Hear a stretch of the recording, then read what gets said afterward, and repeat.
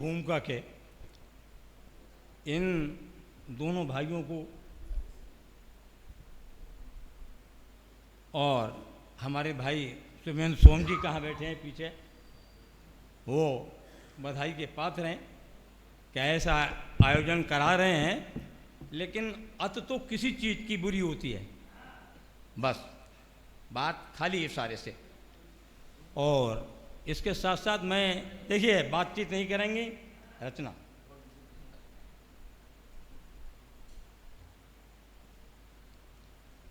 और रचना अगर सुनने का मन नहीं तो नहीं सुनाएंगे, हर के। लेकिन एकाग्रचित होके बैठिए और तो सुनिए।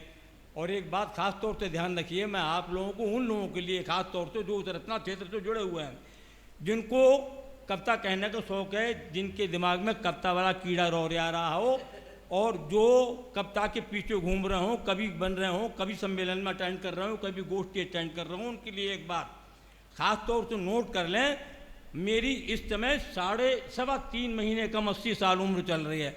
मुझसे अगर बड़े कोई बैठे हैं तो सिर्फ 82 साल के वो श्री सोमेंद्र जी बैठे हैं। एक ज़माना देखा है मैंने, एक 1957 में पहली रचना पढ़ी है, पहली रचना 1957 में अपने भाई की शादी में, और 1958 में पहली रचना आकाशवाणी लखनऊ से पढ़ी है।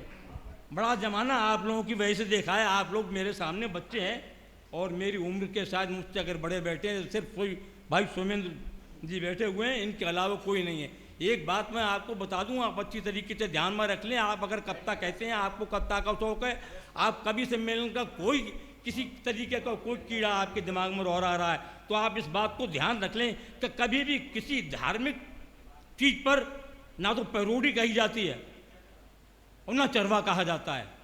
मैंने अपनी आंखों से गड़बड़ रामायण लिखने वाले एक व्यक्ति को, जबकि मैं भी जवान था, वो भी लड़का जवान था, उसने मुझसे कहा गड़बड़ रामायण लिखी है। आपको याद होगा कैपिटल की कापी आया करती थी, उसने गड़बड़ रामायण लिखी। मैंने उसको हिदायत दी 9 उम्र में, जबकि मेरी शादी भी नहीं हुई थी, लड़का ही था बिल्कुल मैं कहा गलत, वो रामायण लिख के गड़बड़ रामायण लिख रहा था। आप विश्वास करें इस बात का, मैंने अपनी आंख से कोड़ी होते देखा है उसको, यह बताऊँ मैंने अपनी आंख से।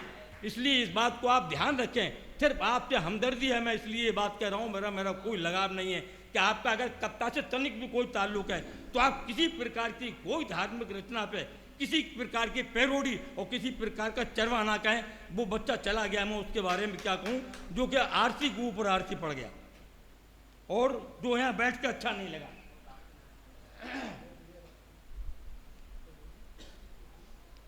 लेकिन ध्यान रखें कम से कम इस बात का कि क्या पढ़ा जाएगा क्या नहीं पढ़ा जाएगा।